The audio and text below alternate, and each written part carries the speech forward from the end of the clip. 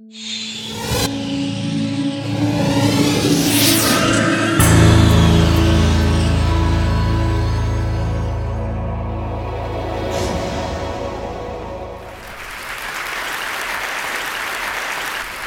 here today to show my photographs of the Lakota.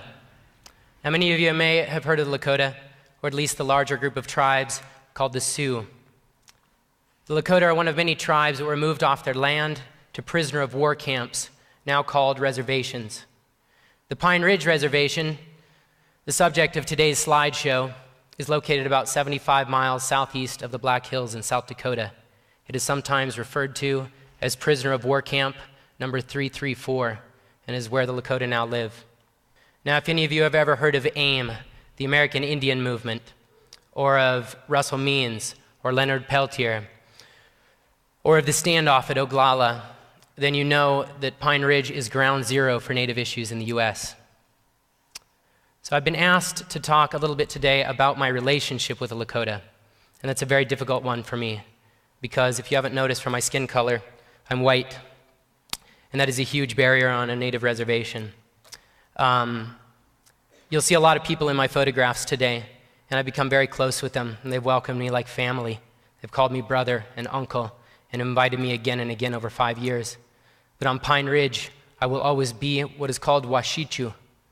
And Washichu is a Lakota word that means non-Indian, but another version of this word means the one who takes the best meat for himself.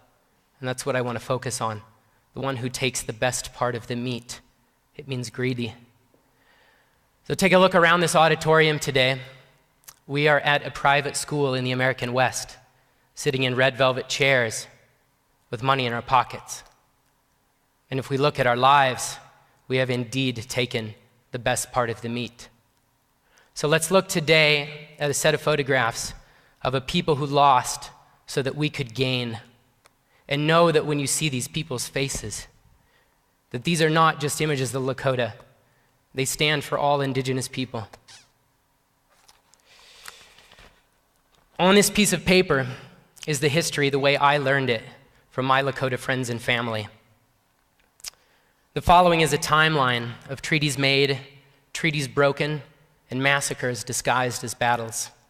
I'll begin in 1824. What is known as the Bureau of Indian Affairs was created within the War Department, setting an early tone of aggression in our dealings with the Native Americans. 1851, the first Treaty of Fort Laramie was made, clearly marking the boundaries of the Lakota Nation. According to the treaty, those lands are a sovereign nation. If the boundaries of this treaty had held, and there is a legal basis that they should, then this is what the U.S. would look like today. 10 years later, the Homestead Act, signed by President Lincoln, unleashed a flood of white settlers into native lands.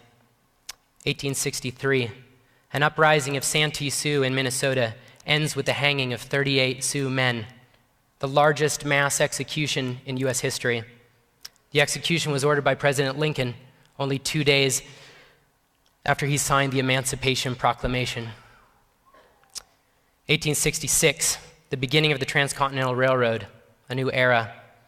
We appropriated land for trails and trains to shortcut through the heart of the Lakota Nation. The treaties were out the window. In response, 3 tribes led by the Lakota chief Red Cloud attacked and defeated the U.S. Army many times over. I want to repeat that part. The Lakota defeat the U.S. Army. 1868, the Second Fort Laramie Treaty clearly guarantees the sovereignty of the Great Sioux Nation and the Lakota's ownership of the sacred Black Hills. The government also promises land and hunting rights in the surrounding states. We promise that the Powder River country will henceforth be closed to all whites. The treaty seemed to be a complete victory for Red Cloud and the Sioux. In fact, this is the only war in American history in which the government negotiated a peace by conceding everything demanded by the enemy. 1869, the Transcontinental Railroad was completed. It began carrying, among other things, large numbers of hunters who began the wholesale killing of buffalo, eliminating a source of food, clothing, and shelter for the Sioux. 1871, the Indian Appropriation Act makes all Indians wards of the federal government. In addition, the military issued orders forbidding Western Indians from leaving reservations. All Western Indians at that point in time were now prisoners of war. Also in 1871, we ended the time of treaty making. The problem with treaties is that they allow tribes to exist as sovereign nations, and we can't have that. We had plans. 1874, General George Custer announced the discovery of gold in Lakota Territory, specifically the Black Hills. The news of gold creates a massive influx of white settlers into Lakota Nation. Custer recommends that Congress find a way to end the treaties with the Lakota as soon as possible. 1875, the Lakota War begins over the violation of the Fort Laramie Treaty. 1876, on July 26th, on its way to attack a Lakota village, Custer's 7th Cavalry was crushed at the Battle of the Little Bighorn. 1877, the great Lakota warrior-in-chief named Crazy Horse surrendered at Fort Robinson. He was later killed while in custody. 1877 is also the year we found a way to get around the Fort Laramie treaties. A new agreement was presented to Sioux chiefs and their leading men under a campaign known as Sell or Starve. Sign the paper or no food for your tribe. Only 10% of the adult male population signed. The Fort Laramie Treaty called for at least 3/4 of the tribe to sign away land. That clause was obviously ignored. 1887, the Dawes Act. Communal ownership of reservation lands ends. Reservations are cut up into 160-acre sections and distributed to individual Indians, with the surplus disposed of. Tribes lost millions of acres. The American dream of individual land ownership turned out to be a very clever way to divide the reservation until nothing was left. The move destroyed the reservations, making it easier to further subdivide and to sell with every passing generation. Most of the surplus land and many of the plots within reservation boundaries are now in the hands of white ranchers. Once again, the fat of the land goes to Washichu. 1890, a date I believe to be the most important in this slideshow. This is the year of the Wounded Knee Massacre. On December 29th, U.S. troops surrounded a Sioux encampment at Wounded Knee Creek and massacred Chief Bigfoot and 300 prisoners of war using a new rapid-fire weapon that fired exploding shells called a Hotchkiss gun. For this so-called battle, 20 Congressional Medals of Honor for valor were given to the 7th Cavalry. To this day, this is the most Medals of Honor ever awarded for a single battle. More Medals of Honor were given for the indiscriminate slaughter of women and children than for any battle in World War I, World War II, Korea, Vietnam, Iraq, or Afghanistan. The Wounded Knee Massacre is considered the end of the Indian Wars. Whenever I visit the site of the mass grave at Wounded Knee, I see it not just as a grave for the Lakota or for the Sioux, but as a grave for all indigenous peoples. The holy man Black Elk said, "I did not know then how much was ended. When I look back now from this high hill of my old age, I can still see the butchered women and children lying heaped and scattered all along the crooked gulch. As plain as when I saw them with eyes still young. And I can see that something else died there in the bloody mud and was buried in the blizzard. A people's dream died there, and it was a beautiful dream."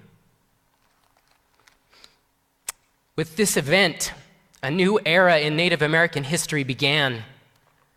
Everything can be measured before Wounded Knee and after, because it was in this moment, with the fingers on the triggers of the Hotchkiss guns, that the US government openly declared its position on Native rights. They were tired of treaties. They were tired of sacred hills. They were tired of ghost dances. They were tired of all the inconveniences of the Sioux. So they brought out their cannons. "You want to be an Indian now?" they said. Finger on the trigger.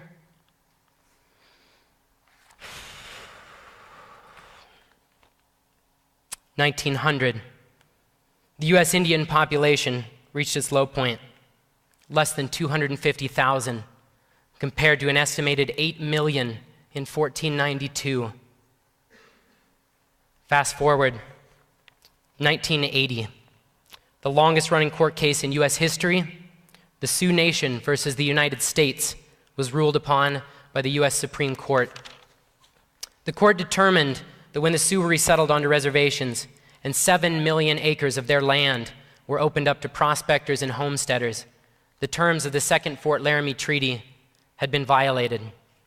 The court stated that the Black Hills were illegally taken and that the initial offering price plus interest should be paid to the Sioux Nation.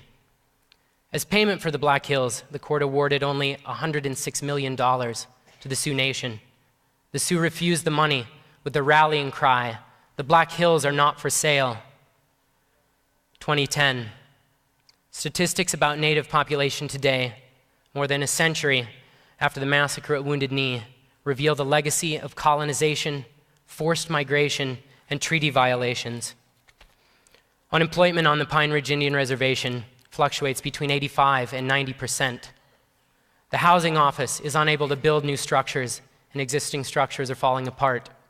Many are homeless, and those with homes are packed into rotting buildings with up to 5 families. 39% of homes on Pine Ridge have no electricity. At least 60% of the homes on the reservation are infested with black mold. More than 90% of the population lives below the federal poverty line. The tuberculosis rate on Pine Ridge is approximately 8 times higher than the US national average. The infant mortality rate is the highest on this continent and is about 3 times higher than the US national average. Cervical cancer is 5 times higher than the US national average. The school dropout rate is up to 70%. Teacher turnover is 8 times higher than the US national average. Frequently, grandparents are raising their grandchildren because parents, due to alcoholism, domestic violence, and general apathy, cannot raise them. 50% of the population over the age of 40 suffers from diabetes. The life expectancy for men is between 46 and 48 years old, roughly the same as Afghanistan and Somalia. The last chapter in any successful genocide is the one in which the oppressor can remove their hands and say, "My God, what are these people doing to themselves? They're killing each other.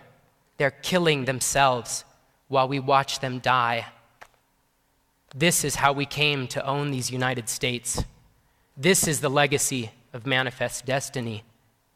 Prisoners are still born into prisoner of war camps long after the guards are gone. These are the bones left after the best meat has been taken. A long time ago, a series of events was set in motion by a people who look like me, by Washichu, eager to take the land and the water and the gold in the hills. Those events led to a domino effect that has yet to end. As removed as we, the dominant society, may feel from a massacre in 1890 or a series of broken treaties 150 years ago, I still have to ask you the question, how should you feel about the statistics of today? What is the connection between these images of suffering and the history that I just read to you? And how much of this history do you need to own even? Is any of this your responsibility today? I have been told that there must be something we can do. There must be some call to action. Because for so long I've been standing on the sidelines, content to be a witness, just taking photographs. Because the solution seems so far in the past, I needed nothing short of a time machine to access them. The suffering of indigenous peoples is not a simple issue to fix. It's not something everyone can get behind, the way they get behind helping Haiti, or ending AIDS, or fighting a famine. The fix, as it's called, may be much more difficult for the dominant society than, say, a $50 check, or a church trip to paint some graffiti-covered houses, or a suburban family donating a box of clothes they don't even want anymore. So where does that leave us? Shrugging our shoulders in the dark? The United States continues on a daily basis to violate the terms of the 1851 and 1868 Fort Laramie treaties with the Lakota. the call to action I offer today, my TED Wish is this: honor the treaties, give back the Black Hills. It's not your business what they do with them.